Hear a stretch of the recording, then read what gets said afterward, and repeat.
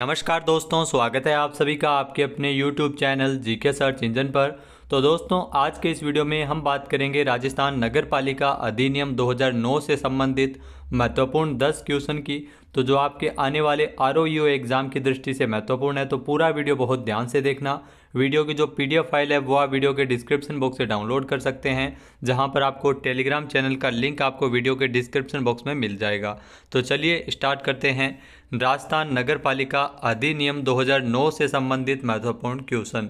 तो पहला क्वेश्चन है, निम्न में से असंगत विकल्प की पहचान कीजिए, जिसमें 4 ऑप्शन दिए गए हैं। इसमें गलत कथन को छांटना है।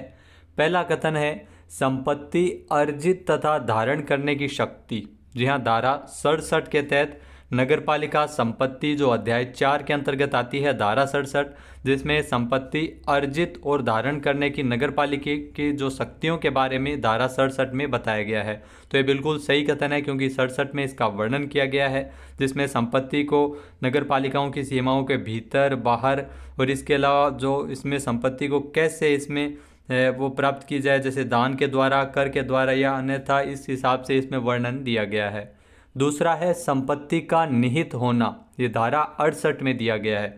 जी हाँ, संपत्ति का निहित होना, नगर पालिका में संपत्ति का जो निहित अधिकार क्षेत्र के बारे में इसका वर्णन है धारा 68 का।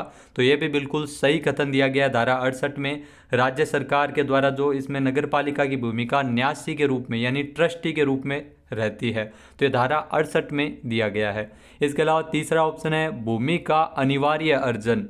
ये धारा 70 के अंतर्गत दिया गया है, भूमि का अनिवार्य अर्जन। जी हाँ दोस्तों, ये भी बिल्कुल सही है। धारा 70 के अंतर्गत भूमि के अनिवार्य अर्जन के बारे में बताया गया है। जी हाँ, नगर पालिका की सीमाओं के भीतर या बाहर इसमें राज्य सरकार नगर पालिका के अनुरोध पर इसमें भीतर या बाहर जो राज्य सरकार के द्वारा भूमि अर्जन अधिनियम 1894 के अंतर्गत भूमि अर्जन की कार्यवाही इसमें की जाएगी। तो ये धारा 70 के अंतर्गत दिया गया, ये भी सही है। चौथा है, संपत्ति के अंतरण और संविदाओं के संबंध में उपबंध धारा 75। तो ये गलत हो जाएगा, क्योंकि ये धारा 75 के अंतर्गत नहीं है, ये धारा 73 के अंतर्गत है। तो यहाँ पर डी ऑप्शन अपना बिल्कुल सही है। जी हाँ, धारा 73 के अंतर्गत संविदाओं के अंतरण और संविदाओं के जो संपत्ति के अंतरण और संविदाओं के संबंध के उपबंध के संबंध में ये वर्णन दिया गया है। तो यहाँ पर 4 नंबर ऑप्शन इसका बिल्कुल सही है। उसके बाद अगर दोस्तों बात की जाए अगले क्वेश्चन की, तो अगला क्वेश्चन है, राजस्थान नगर पालिका अधिनियम 2009 का अध्याय 4 किससे संबंधित है। जी हाँ, राजस्थान नगर पालिका अधिनियम 2009 का जो अध्याय 4 है वो नगर पालिका संपत्ति से संबंधित है, यानी कि सी ऑप्शन इसका बिल्कुल सही हो जाएगा। जी हाँ, इसमें धारा 67 से लेकर धारा 75 तक आती है। जी हाँ, नगर पालिका संपत्ति से संबंधित है राजस्थान नगर पालिका अधिनियम 2009 का अध्याय 4। अगला क्वेश्चन है, राजस्थान नगर पालिका अधिनियम 2009 की धारा 75 के अंतर्गत किसे संबोधित किया गया है। तो राजस्थान नगर पालिका अधिनियम 2009 की धारा 75 की अगर दोस्तों बात की जाए, तो धारा 75 के अंतर्गत जो नगर पालिका भूमि और संपत्तियों के अभिलेखों का संधारण से संबंधित है ये। जी हाँ, डी ऑप्शन इसका बिल्कुल सही हो जाएगा।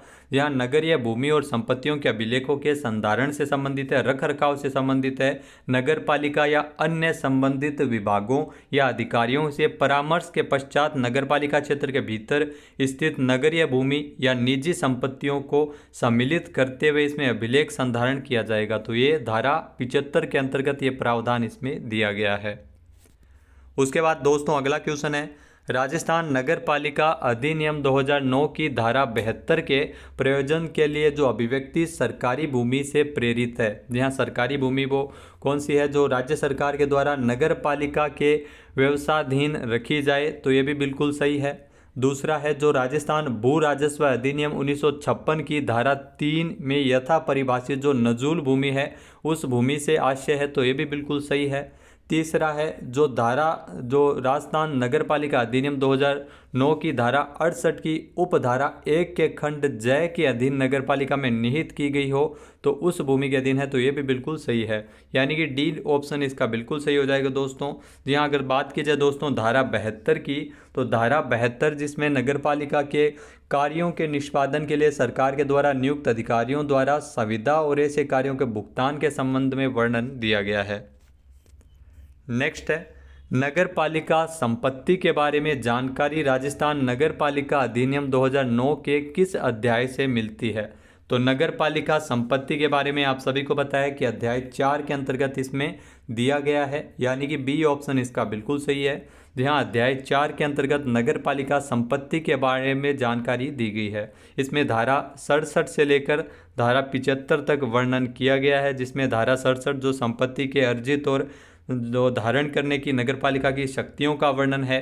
धारा 68 में नगरपालिका में संपत्ति का निहित होना, जो अधिकार क्षेत्र में होना, उसके बारे में दिया गया है। धारा 69 की अगर बात की जाए दोस्तों, तो धारा 69 में नगरपालिका राज्य सरकार की पूर्वानुमति से जो करार के माध्यम से विनिमय या पट्टे या अनुदान के माध्यम से जो संपत्ति स्थावर संपत्ति को पट्टे या भाड़े पर ले सकती है, उसके बारे में बताया गया है। धारा 70 भूमि का अनिवार्य अर्जन के बारे में बताया गया है। धारा 71 जो कतिपय भूमियों का आवंटन और नियमन के बारे में बताया गया। तो ये 75 तक है, जिसमें 67 से लेकर 75 तक अध्याय 4 के अंतर्गत नगरपालिका संपत्ति में दिए गए हैं।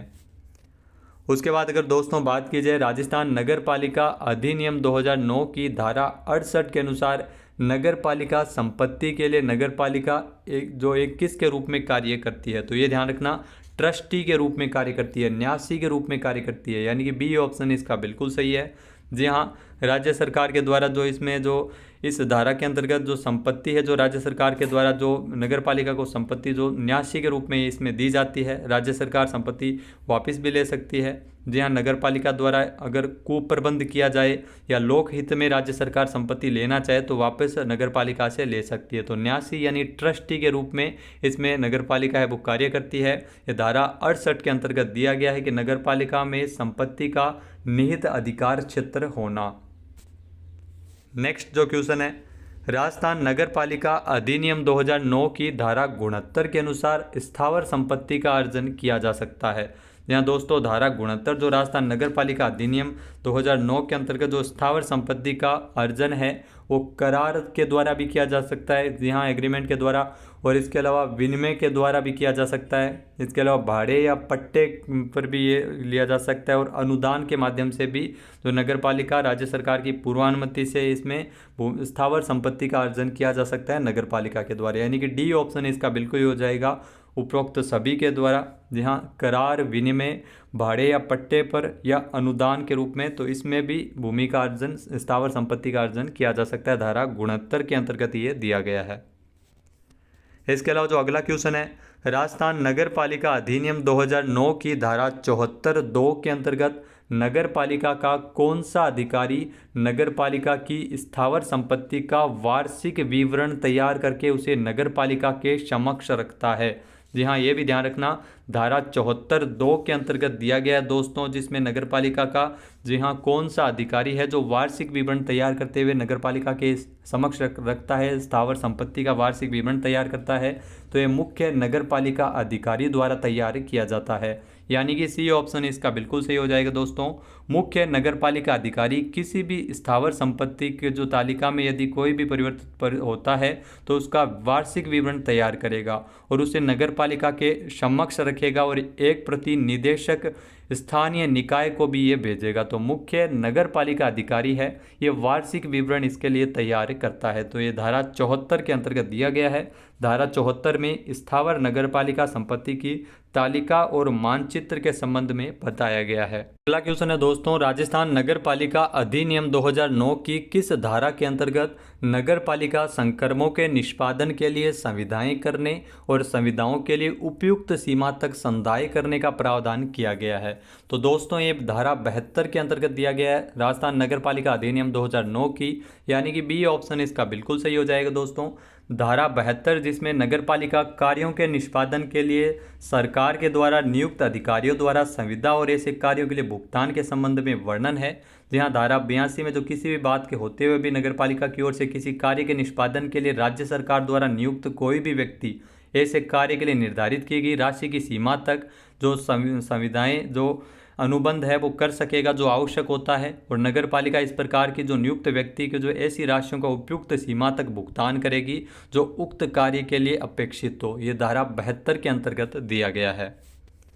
नेक्स्ट जो क्वेश्चन है, राजस्थान नगर पालिका अधिनियम 2009 की धारा 70 के अंतर्गत जो किसकी ओर से कौन भू अधिग्रहण का अधिकारी होता है। तो धारा 70 की अगर दोस्तों बात की जाए, राजस्थान नगर पालिका अधिनियम 2009 जिसमें धारा 70 के अंतर्गत इसमें जो भूमि का अनिवार्य अर्जन का जो अधिकारी होता है जिसमें राज्य सरकार होता है, यानी कि बी ऑप्शन इसका बिल्कुल सही है।